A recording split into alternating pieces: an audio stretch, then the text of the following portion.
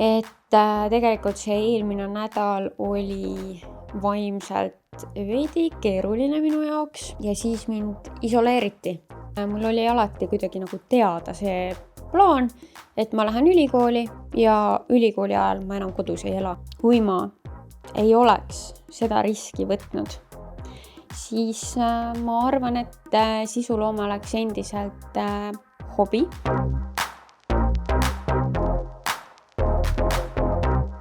Hei ja tere tulemast kuulama Kirstordil podcasti 4. episoodi. Täna on siis meie esimene eriepisood, et nagu ma esimeses osas mainisin, siis iga 4. episood saab olema midagi teistsugust, kus ma saan lihtsalt pläkutada mingil teemal, mille ma olen ise välja valinud või midagi mängulisemat võib-olla teha. Et täna ma ütleks, et on tulemas midagi mängulist või midagi sellist, milles sa saad ise kaasa mõelda. Aga nagu ikka, siis kõigepealt võidud ja mõtted möödunud nädalast. Et ma natuke aega nagu juurdasin sulle üle, et kas jagada seda või mitte. Aga mõtlesin, et pigem ikkagi jagan, et võib-olla sellest on midagi ka kellelgi teisel võtta. Et tegelikult see eelmine nädal oli vaimselt veidi keeruline minu jaoks, sest ma tundsin väga palju negatiivset enda ümber, et mingisugused kuulujutud minu kohta, mis jõudsid minuni, siis negatiivset tagasisidet tuli ka, kuigi positiivset on nii palju rohkem, siis inimese aju kipub töötama nii, et nii kui see mingi negatiivne tuleb, siis sa keskendud ainult sellele. Et jah, podcastile tuli negatiivset tagasisidet ja siis väga agaralt spekuleeriti ikka selle stiili nõuandja osas, et see, kes siis ütles, et mul on mingi odav shiny stiil või mis iganes see oli, on ju, et ma peaksin old money stiilile üle minema, et see oleks mu karjäärile hea. Et sellest oli siis juttu 2. episoodis ja ma panin siis sotsiaalmeediasse ka just selle klipi, kuna see lihtsalt tundus nagu midagi sellist intrigeerivat ja põnevat, mis võiks tekitada inimeses huvi, et ma tahan kuulata seda podcasti või et mida ta siis vastas sellele voice'ile.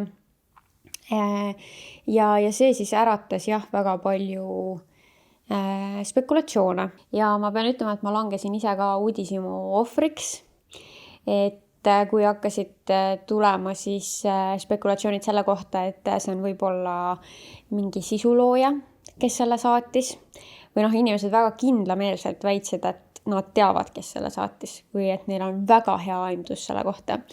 Ja kui mul muidu tegelikult endal nagu ei olnud seda mõtet, et mul on täiega vaja teada saada, kes mulle selle saatis, siis millegipärast see, kui inimesed hakkasid arvama, et see on keegi sisulooja, siis tekkis ka minu ajus see, et issand, aga nii põnev, ma nüüd tahan ka teada. Ja ma ütlen ausalt, ma siis ühele nendest inimestest, kes seal spekuleerisid, kirjutasin, et nüüd ütle mulle ka, sest keegi ei öelnud välja, et keda nad siis arvavad, et see on. Kõik ütlesid, et ma tean, kes see on. Ja et see on ju nii ilmselge, mis iganes. Ja siis ma tõesti, ma läksin õnge, ma kirjutasin ühele sellele inimesele, et ütle mulle ka, et kes see on. Ja siis ta saadab mulle ühe mu enda sõbranna Instagrami profiilist screeni. Ja ütleb, et see kõlas täpselt nagu tema. Ja see hetk oli see, kus ma olin ise ka lihtsalt mingi. Esiteks, miks ma üldse küsisin? Nagu lihtsalt, mida see mulle annab? Et mis ma siis teen selle infoga? Et kui ma saangi teada, et see ongi äkki mingi sisulooja. Nii, panen siis talle unfollow või mis see nagu, miks see peaks mind kottima? Ja teiseks,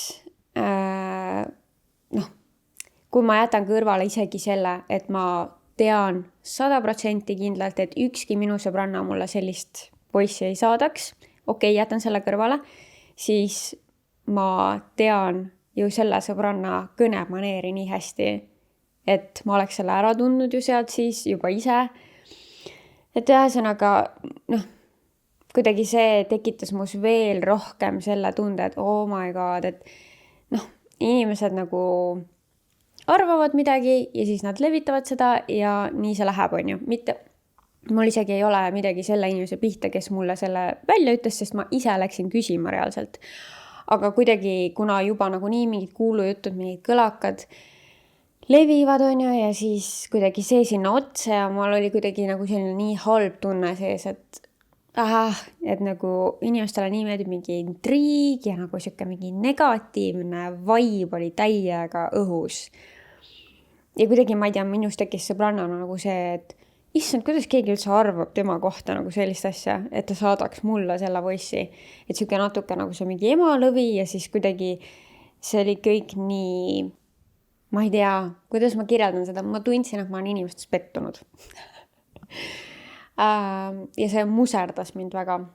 Ehk siis ma ei olnud üldse positiivses meelestatuses inimeste suhtes, sotsiaalmeedia suhtes ja samas ma teadvustasin endale, et see on mulle siuke mingisugune sabin, siuke mingi ärevus, et mul on seda varem ka elus ette tulnud ja täpselt nii oligi ja see läks tegelikult paari päevaga üle ja see võit ongi see, et kuskil kõige selle virvarri keskel, kui ma oma tööasjadega tegelesin, planeerin praegu ühte põnevat asja ja kuidagi selle keskel ma mõtlesin, issand jumal, mul on ju nii äge töö ja nagu see ei ole mingi tavaline asi, et kui ma ei tea, keegi küsib su käest, et mis tööd sa teed, siis sa ütled, et mul on oma podcast ja teen YouTube'i videosid ja Instagrami sisu ja nagu, et see on räige privileeg,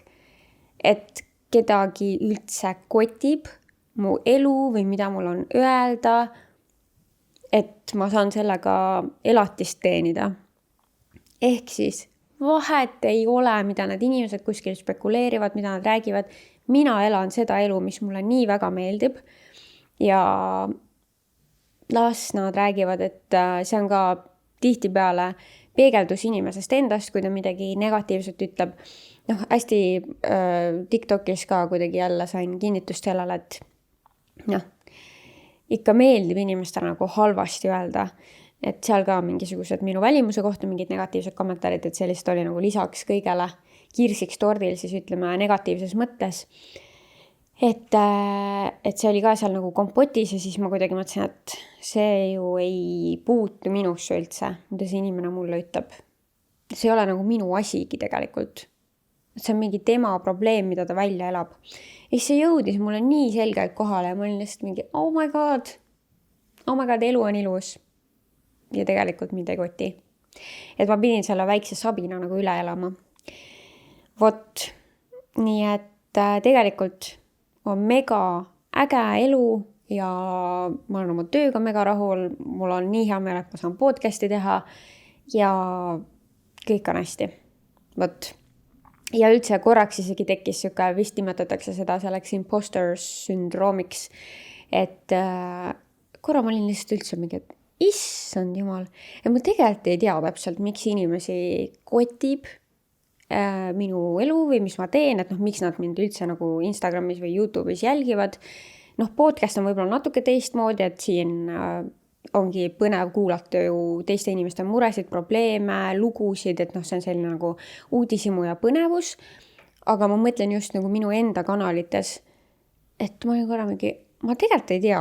Ma tegelikult tõesti päris täpselt ei tea, et ma olen täiesti tavaline inimene, et miks kedagi huvitab, miks keegi jälgib, aga ometi mul on selle üle lihtsalt nii hea meel, et ma nagu väga süvitsi ei hakka sinna mõtte sisse minema, sellepärast, et ma vist ei jõua sellega kuskile ja pigem võtan selle, et väga tore, et kedagi huvitab ja keegi tahab vaadata, mida ma ei tea, hommikusöögiks teen ja kus ma käin ja mis toimetused mul on, et väga tore.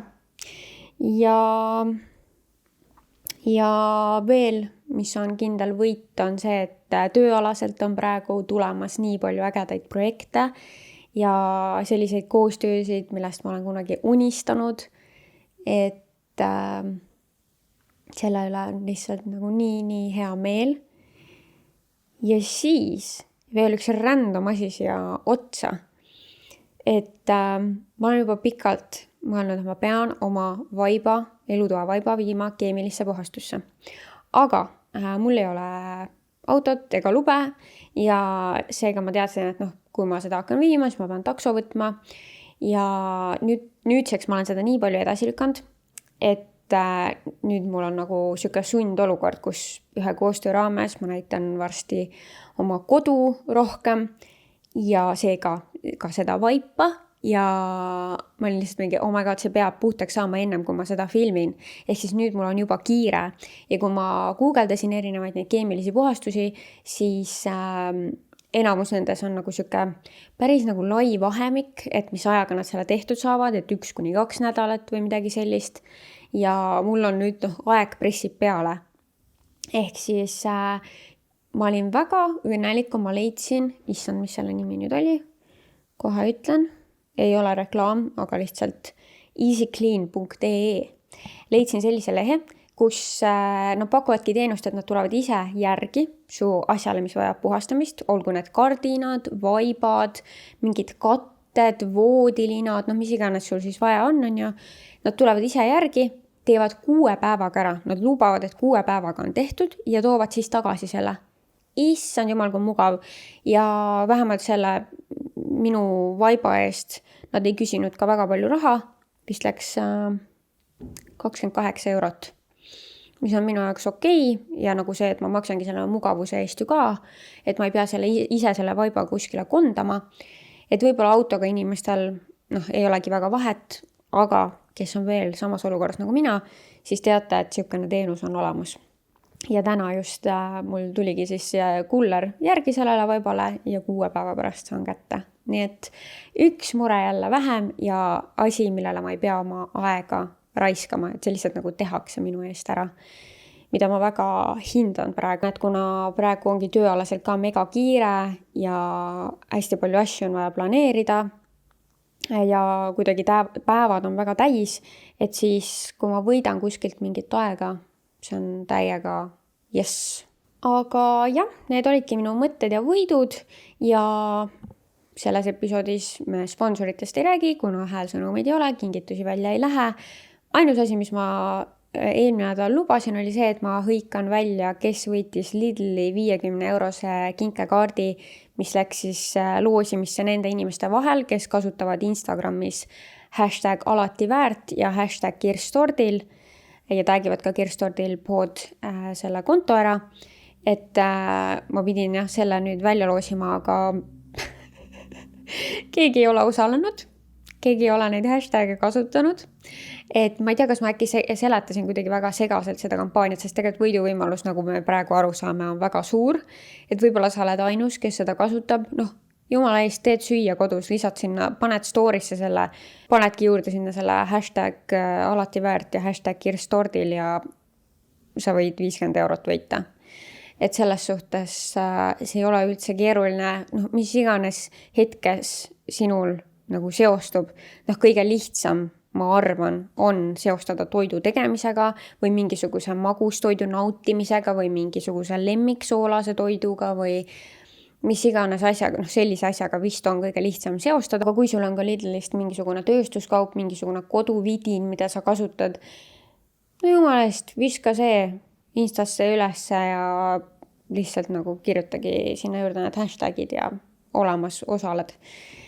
Et jah, nii et lükkub siis järgmisse nädalasse selle 50 € kinkekaardi loosimine. Ma ei tea veel, mis ma selle episoodi pealkirjaks panen, aga praegu ma ei oska seda teistmoodi sõnastada, kui et ma hakkan täna rääkima enda elu alternatiivsetest stsenaariumitest.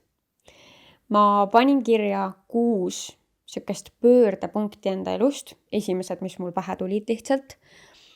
Ja nüüd ma hakkan spekuleerima selle üle, et kui ma ei oleks nendes hetkedes teinud seda valikut või kui elu oleks siis teisiti läinud selles hetkes, kuidagi kas siis vastupidiselt või lihtsalt teistmoodi on ju, et mis siis olla võiks, milline mu elu olla võiks. Vot. Ja ma ei tea, see tundub mulle endale nagu nii põnev niimoodi mõelda, et sina ka kodus, miks mitte, et mõtle lihtsalt mingi sellised nagu olulised hetked oma elust, kus sa oled kas mingi valiku teinud või midagi otsustanud ja et kui sa oleksid siis teisiti otsustanud. Me muidugi lõpuni välja kunagi ei tea, et kuidas ikkagi asjad oleksid läinud siis, et see on lihtsalt kõik selline spekulatsioon, aga ma arvan, et see võib päris põnev olla. Nii et ma alustan. Need on nagu minu arust mul kronoloogilises järjekorras ja ma alustan siis sellest, mis juhtus 6. klassis või peale 6. klassi, ehk siis ma vahetasin kooli.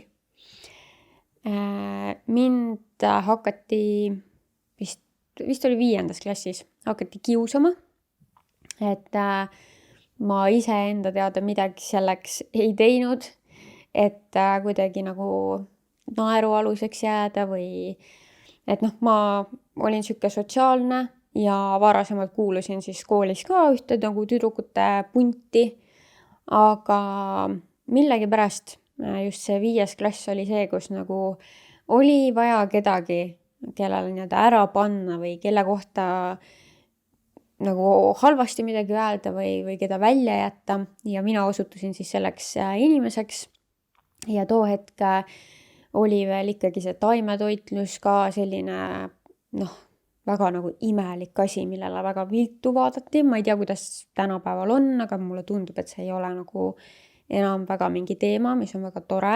Aga siis see hetk kui inimesed said teada, et ma olen taimetoitlane, siis oli see mingi asi, millega lõõpida ja mingisuguseid totruseid öelda ja küll jäi ette, et ma olin sihuke kribu ja väikest kasvu ja leiti nagu igasuguseid asju ja siis mind isoleeriti, et nagu ma ei kuulunud mitte ühtegi gruppi, mitte keegi minuga suhelda ei tahtnud ja see tegi mind tegelikult väga-väga õnnetuks, sest nagu ma ütlesin, ma olen ikka alati olnud selline sotsiaalne, et ma tahan teiste inimestega suhelda, ma oleks tahtnud külas käia, mingeid toredaid asju teha koos teistega ja lihtsalt see nagu võimalus nii-öelda võeti mult ära.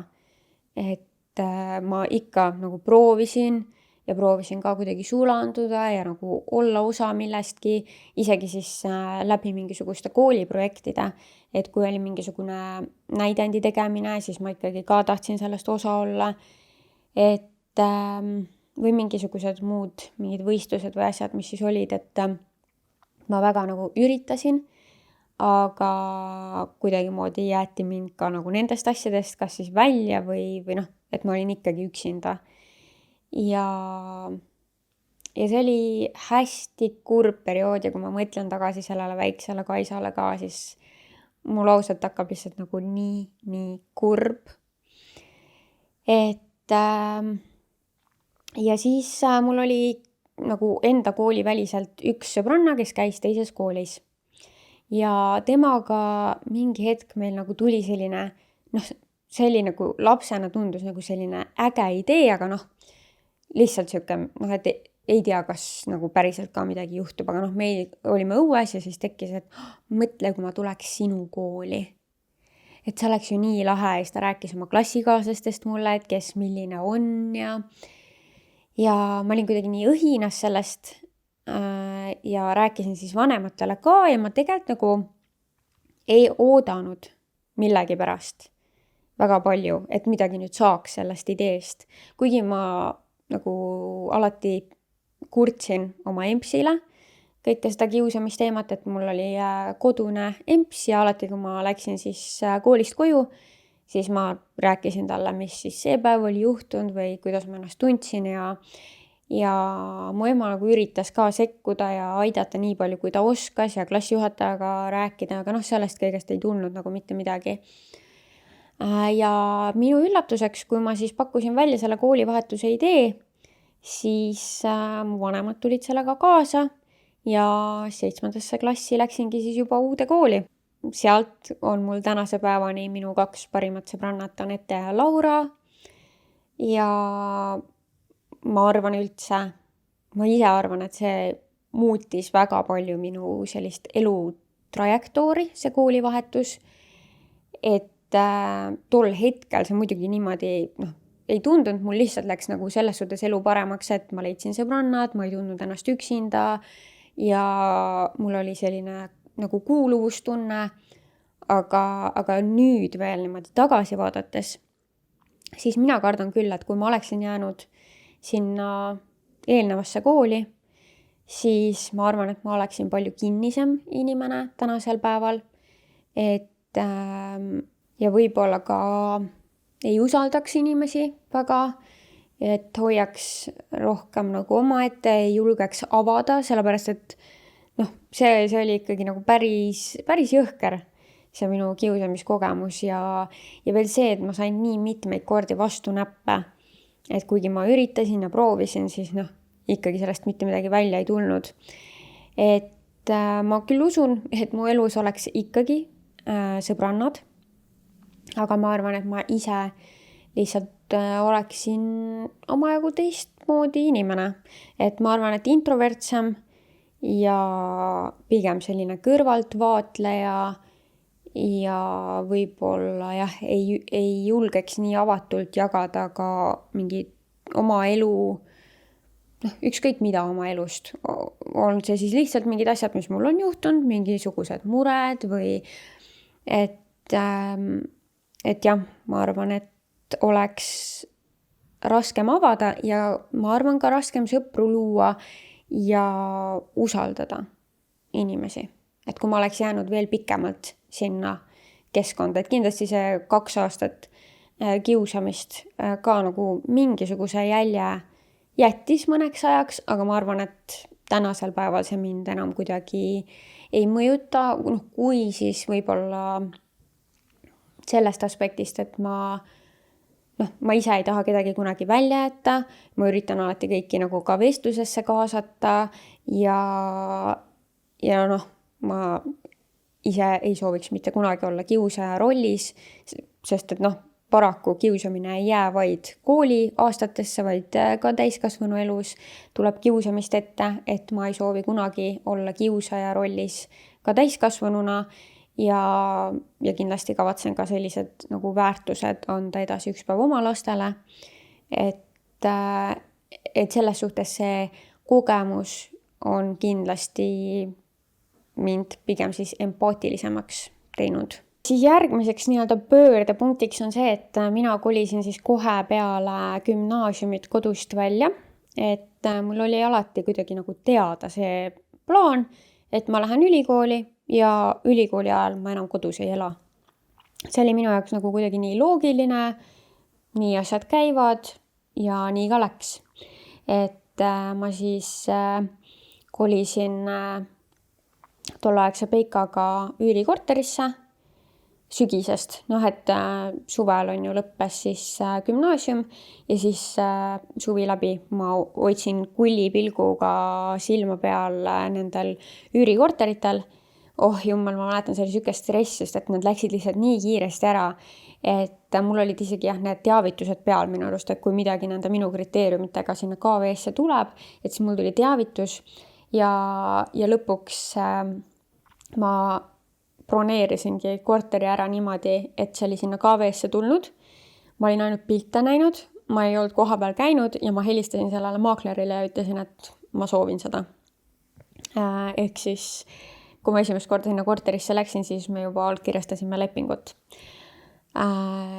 Ja ma olen ka selline suht nagu põikpäine ja kui mul mingi idee tekib, siis ma sellest väga kergelt lahti ei lase. Et kuna mul see idee oli, et sügiseks ma pean olema kodust väljas, siis ma tegin kõik endast oleneva, et see ka nii läheks. Et minu peas ei olnud nagu varianti, et mis siis, kui ma sügiseks ei leia, et lähen kooli ja siis vaatan siis edasi näiteks. Ei, see pidi olema nii, et ma olen juba omaette elamas ja siis lähen kooli. Ja see tähendas ka seda, et ma siis läksin ülikooli kõrvalt ka tööle. Et ma olin juba gümnaasiumi ajal ka suveti tööl käinud, seega see ei olnud minu jaoks nagu täiesti uus asi.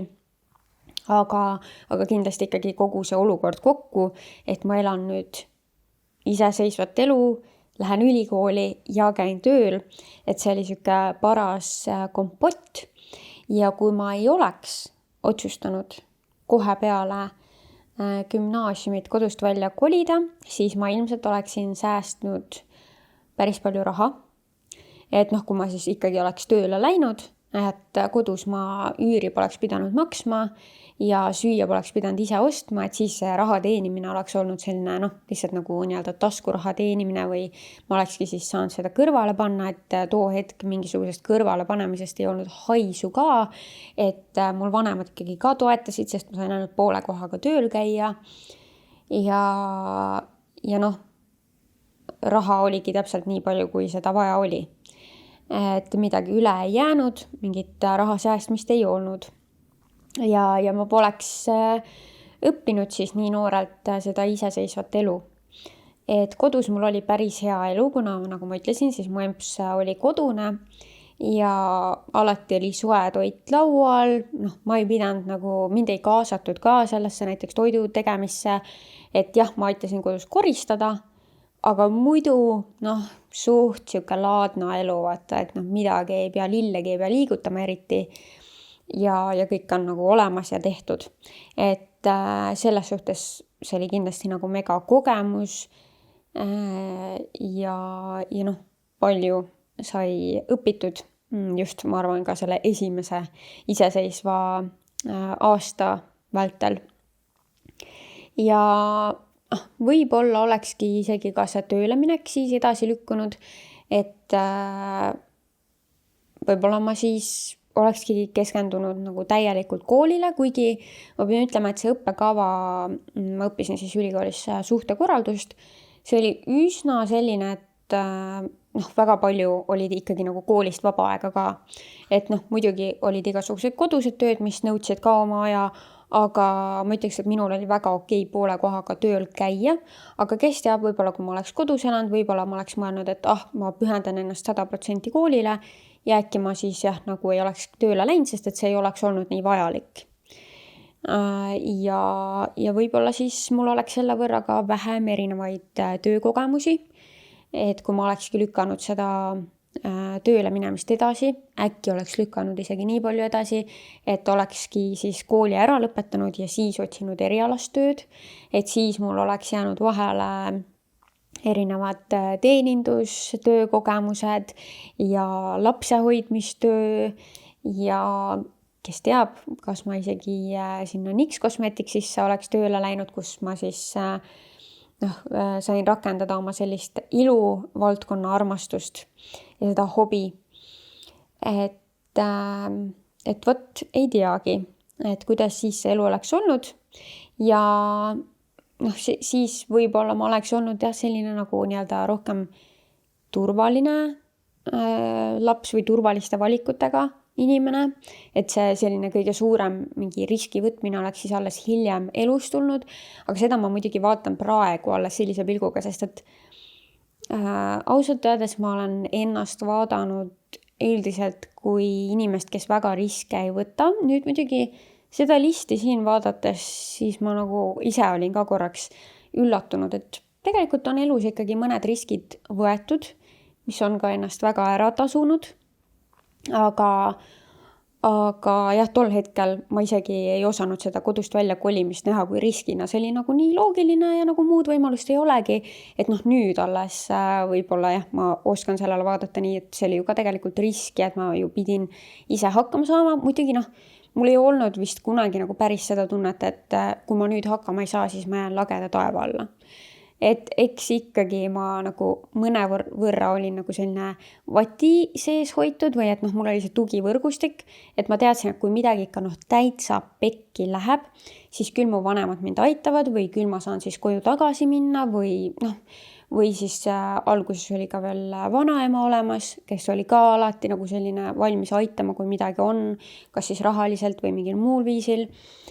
Et see ilmselt ka aitas kaasa sellele, et ma ei tundnud, et see oleks mingi maailma kõige suurem risk ja samm, mida teha, et see kodust välja kolimine. Vot. ja järgmiseks siis ongi see erialavalik ülikoolis, et suhtekorraldus ehk siis public relations, ma alati igaks juhuks ütlen selle nagu inglise keeles juurde, et inimesed on tihti segaduses, et kas suhtekorraldus on midagi psühholoogiaga seotud, psühholoogia on iga asjaga põhimõtteliselt seotud, aga ei, ta ei ole nagu mingi suhetega, inimsuhetega seotud sellisel viisil, et see on siis avalikud suhted. Ja et mis siis, kui ma ei oleks seda õppima läinud või kui ma äkki üldse poleks kohe ülikooli läinud. Jällegi, nagu ma seletasin, siis minu jaoks see ülikooli minek oli nagu selline, seal pole mingit küsimust, nagu nii lähen. Ja kuna ma käisin gümnaasiumis meediakallakuga klassis, siis sealt kuidagi nagu oli see huvi siuke reklaaminduse ja avalike suhete vastu, kuigi me seal ajakirjandust ka käsitlesime ja nagu mingid projektid olid ajakirjandusega seotud, siis see ajakirjandus ikkagi jäi minu jaoks nagu kaugemaks ja ma teadsin, et seda ma ikkagi nagu õppima minna ei taha. Aga just reklaamindus ja siis suhtekorraldus olid need 2 asja, mis mind huvitasid kõige rohkem ja nendele 2 erialale ma siis Tallinna Ülikoolis ka kandideerisin. Ja reklaamindusse ma ei saanud sisse. Nüüd need 2 eriala on üldse kokku pandud, aga siis nad olid veel eraldi. Et reklaamindusse ma ei saanud sisse, suhtekorraldusse sain ja ma olin väga õnnelik selle üle. Seal ilmselt siis väga suurt vahet ei olekski, kui ma oleksin saanud reklaamindusse sisse ja oleks hoopis seda läinud õppima. Ma arvan, sellel ei oleks nagu minu elu käigus mingit meeletut erinevust või et see ei oleks nagu mõjutanud väga palju. Aga ma kujutan ette, et kui ma näiteks polekski saanud kumbagi erialasse sisse, ja ma ju mujale ma ei kandideerinudki, et ühtegi sinna Tallinna Tehnikaülikooli seal ei olnud ühtegi eriala, mis mind oleks niimoodi huvitanud, et sinna ma näiteks ei kandideerinud ega ka kuskile mujale kooli. Ehk siis, kui ma nendesse poleks saanud, siis olekski olnud kööga. Ja siis ilmselt oleks käiku läinud see, et vaba aasta ja siis peale seda aastat kandideerin uuesti või äkki siis aasta jooksul tekivad mingid muud mõtted ja kandideerin veel kuskile mujalegi. Aga siis on alati see väikene võimalus, et selle aastaga sa sukeldud niivõrd nagu töömaailmasse, naudid võib-olla siis kas siis seda iseseisvat elu, kui sa ikkagi otsustad kolida omaette või kuidagi naudid mingit vabadust, et lõpuks otsustad, et sa ei lähegi ülikooli, et see on ju alati variant. Kuigi enda puhul, ma ei tea, raske ette kujutada, aga nagu ma ütlesin, ma olen niisugune kohati veits kinnisideedega, et ma ise kaldun arvama, et mul oleks ikkagi siia kuklasse jäänud, et issand jumal, ma pean ikka ülikooli minema. Ehk siis ma arvan, et ma oleks peale seda aastat läinud, aga lõpuni välja ei tea. Ja nagu ma siin hästi põgusalt mainisin, et see siuke ilu teema või meik jumestus oli mul hobi ja see oli juba kuskil gümnaasiumi ajal see tekkis, et kes teab, äkki kui ma ei oleks ülikooli sisse saanud, ma oleksin kuidagi sellele rohkem keskendunud, et kuna see hobi oli olemas, äkki ma oleks hoopis jumestuskooli läinud või lihtsalt hakanud sellega raha teenima, et pakkunud jumestusteenust.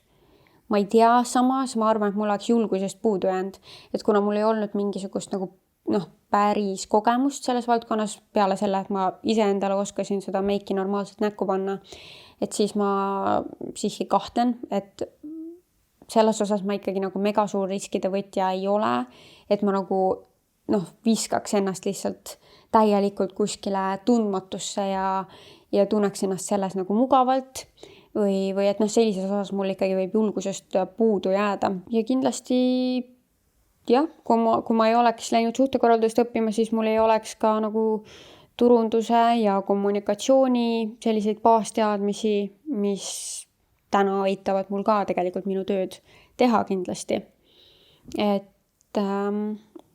Et jah, selles suhtes ma olen igati rahul selle erialavalikuga ja et ma selle lõpuni tegin ja ära lõpetasin. Ja siis mul on siin listis järgmiseks see, et ma läksin tööle NYX Cosmeticsisse. See oli siis ülikooli ajal, kui ma sinna läksin. Ja miks ma selle siia pöördepunktide nimekirja panin?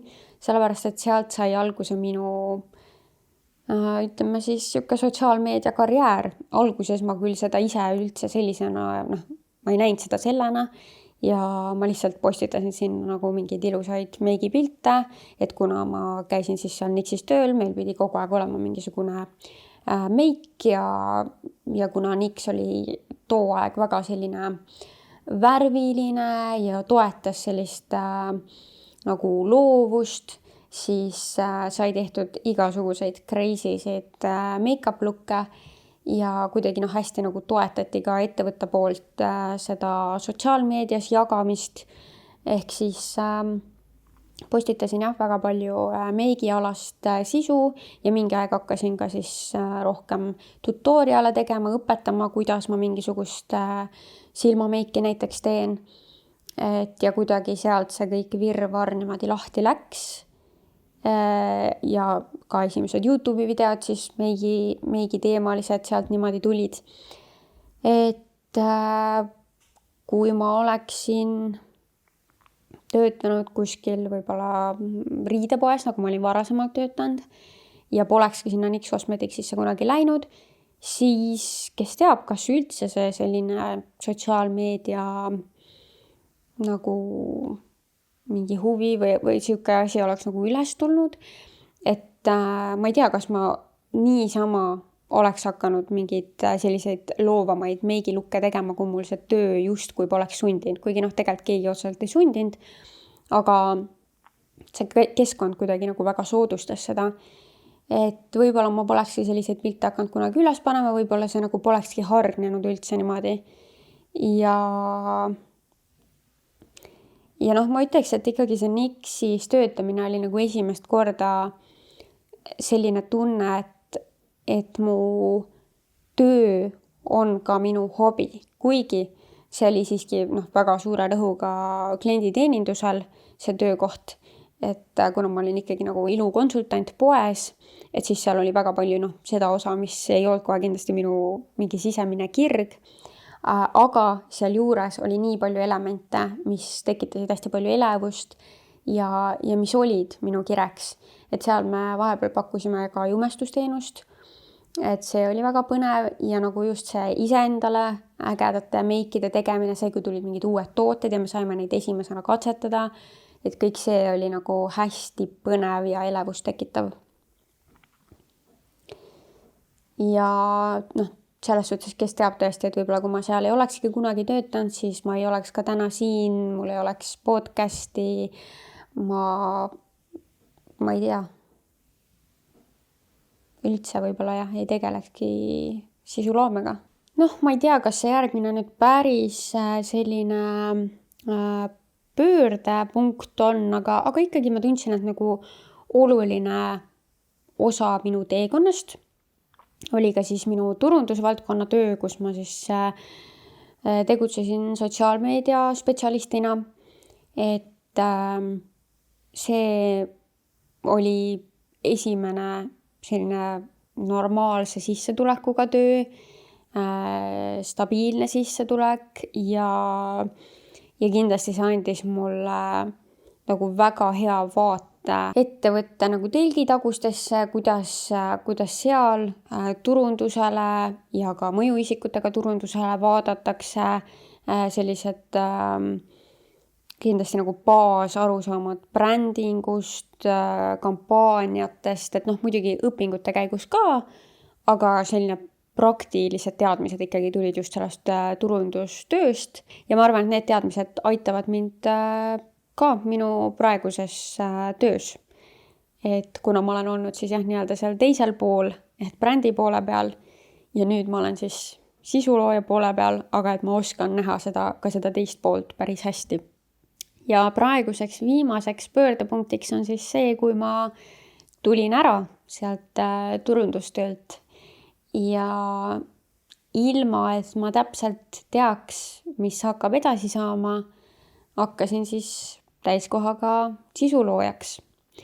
Et ma tulin ju jah niimoodi ära, et nii-öelda uut töökohta ees ei olnud ja lootsin lihtsalt, et äkki selle sisuloomega annab ka ära elada. Ja nüüd on sellest peaaegu 3 aastat möödas ja siin ma istun, see kogu asi ongi minu täiskohaga töö. Et kui ma ei oleks seda riski võtnud, siis ma arvan, et sisuloome oleks endiselt hobi, et ma seda ju aastaid tegingi teiste tööde kõrvalt, mida ma absoluutselt ei kahetse ja seda ma ka kindlasti nagu soovitangi inimestele, kes sooviksid sisuloomega tegeleda, ma ei tea, hakata videosid tegema või kas või podcasti tegema, et siis ma kindlasti alati soovitan seda, et alustada muu töö kõrvalt ja vaikselt seda kasvatada, siis muidugi ongi see, et kuskil võibki see piir ette tulla. Ja kuigi mina too hetk ei tundnud võib-olla seda, et see piir oleks ette tulnud, siis kindlasti see, et mul vabanes nii palju aega, andis võimaluse uuteks projektideks, et sellepärast üldse saigi ellu tulla see taskusõbrannade projekt ja kõik, mis on sealt edasi veel tulnud. Et jah, aga kui ma ei oleks ära tulnud, siis ilmselt oleks, ma ei tea, et kas mingi hetk ma oleks ikkagi sellesse punkti nagu jõudnud, et ma tahan proovida täiskohaga sisuloomet teha või olekski see lihtsalt nagu hobi. Ja võib-olla oleks mul siis stabiilsem sissetulek, kui ma oleks endiselt kuskil palgatööl. Samas ma ei saa ka praegu kurta, et kuidagi on asjad läinud nii, et üsnagi stabiilne on ka praegu. Ja kindlasti nagu, kui ta oleks hobi korras mul nagu, selline lisaväike töö siis see sisuloome, siis see kasv oleks ka aeglasem. Mitte, et mul oleks toimunud mingisugune meeletu kasv siin viimase 3 aasta jooksul, aga samas ikkagi koostööde ja projektide mõttes on toimunud kasv. Et need koostööd, mida ma saan nüüd vastu võtta, milleks mul on aega, et pühenduda nendele, need on ikkagi teistsugused kui need, mis olid varasemalt. Ja samamoodi podcast on ikkagi niivõrd ajamahukas projekt, et seda ma ei kujuta ette, et ma teeksin nagu tavatöö kõrvalt koos mingite muude, ma ei tea, koostööprojektidega või postitustega, mis mul on vaja teha. Ja jah, et kirstordil ei oleks ka ilmselt siis siin teie ees, kui ma ei oleks teinud seda otsust ja võtnud seda riski. Et elu oleks ilmselt ikka väga teistmoodi. Ja ma olen väga rahul, et ma võtsin selle riski ja et see elu on praegu täpselt nii, nagu ta on. Ehk siis mõned riskid on elus ikkagi võetud. Need on ennast ära tasunud, õnneks. Ja jah, mul vist praegu rohkem ei olegi midagi öelda. Et väga põnev oli läbi käia neid pöördepunkte oma elus ja tegelikult need on ilmselt veelgi rohkem. Et need on lihtsalt sellised esimesed kõige suuremad, mis sul pähe tulid, aga tegelikult saaks nagu veel rohkem süvitsi kindlasti minna ja leida sealt veelgi neid momente, mis on olnud mingid otsustavad momendid. Et täiega põnev on niimoodi mõelda.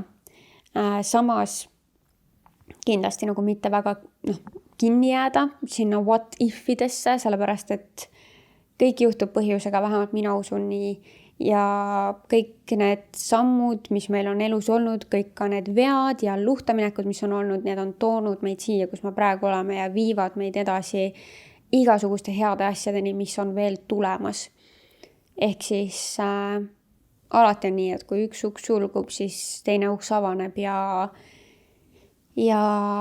ma arvan, et jah, momendis alati ei näe nagu seda suuremat pilti või miski pidi juhtuma, milleks see nüüd hea oli, aga tagasi vaadates on palju kergem näha ja just ka selle sama nii-öelda mõtteharjutusega, et mis siis, kui ma arvan, on võimalik näha väga palju positiivseid asju oma elus. Kindlasti ka saaks leida nagu negatiivseid, aga ma ei soovita nendele väga keskenduda, sellepärast et mis mõte sellel on. Vot, aga suur aitäh, et sa tulid minuga sellele rännakule kaasa ja ma loodan, et see kõik kõlas loogiliselt ka nendele, kes ei tea minu elu kohta mitte midagi. Paljud teist kindlasti on kas minu vlogide käigus või siis taskusõbrannadest nagu teadlikud mingitest minu elukäikudest ja kuidas asjad on olnud, aga ma loodan, et ma suutsin ikkagi ka selles tänases episoodis üsna nagu loogiliselt kõike edastada. Ja jah, aitäh sulle ja näeme juba järgmise nädala episoodis. Tšau!